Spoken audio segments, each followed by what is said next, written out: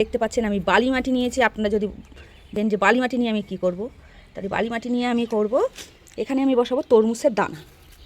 তরমুজের দানা বসানোর জন্য আমার কি করণীয়, বালি মাটি। বালি মাটিতে দানা দিলে তরমুজের দানা তাড়াতাড়ি বার হয়। যেখানেই দেখি চাষ হয় তরমুজের দানা সব বালি মাটিতে বেশি অংশ। তো দেখি আমি তরমুজের দানা বসিয়ে দেখি বালি মাটিতে বসাবো, আর গোবর সার মিক্স করা মাটিতেও একটা বসাবো, দেখি কোন মাটিতে আমার গাছ বার হয়। তো বন্ধুরা, এটার মধ্যে আমি তরমুজের দানা দিয়ে দিচ্ছি। এটা শুধু বালি মাটি, আর এটা মিক্স মাটি, একটা গোবর সার আর আপনার বালি মাটিতে। এর মধ্যে দিয়ে দেবো আমি একটা করে গর্ত করব, আর একটা করে আঙুল দিয়ে এমন গর্ত করে দেবো, দিয়ে দেবো।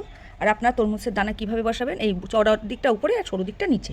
তো চওড়া দিকটা উপরে, সরু দিকটা নিচে দিয়ে আমি তরমুজের দানা এইভাবে বসিয়ে দেবো। দেখা যাক হয় কি না। খুব পাকা তরমুজ নিয়ে আসা হয়েছিল, মানে হাফ তরমুজ 4 কেজি 5 কেজি ওয়েট হয়েছে, তার মানে 8-10 কেজি একটা ওয়েট তরমুজের। সেই তরমুজের দানা দিয়ে আমি বসাচ্ছি, দেখা যাক এখন হয় কি না। তো বন্ধুরা দেখতে পাচ্ছেন তরমুজের দানাগুলো আমি সব বসিয়ে দিয়েছি, অনেক কটা পাত্র দিয়ে দিয়েছি, এবং একবার করে পানি দিয়ে ভিজিয়ে দেবো।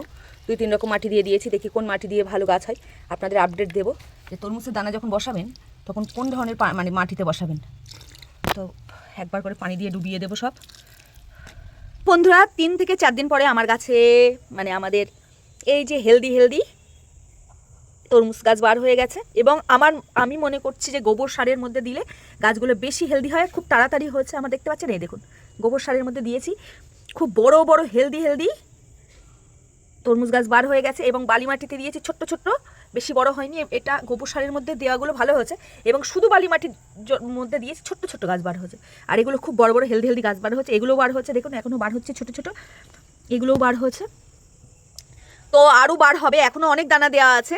এবং আমি বলবো যে কিভাবে কোন মাটিতে দিলে বেশি ভালো হয় আমি আপনাদের দেখাবো, আপডেট দেখাবো। এবং আপনারা সাবস্ক্রাইব করে পাশে থাকবেন দেখার জন্য তরমুজ গাছগুলো কত বড় হলো, এবং কোন গাছে ফল হলো কি ফল হলো না, এবং আমি কিভাবে বসাচ্ছি তার জন্য কি করতে হবে, লাইক কমেন্ট করে সাবস্ক্রাইব করে পাশে থাকতে হবে। আর হ্যাঁ, আরেকটা কথা, আমি দিনে দেখাতে পারলাম না, আমার সময় ছিল না, আমি রাতে দেখালাম। এবার থেকে দিনে আপনাদের দেখিয়ে দেবো গাছগুলো যে কত সুন্দর হেলদি গাছ হচ্ছে। খুব ভালো থাকবেন, টাটা।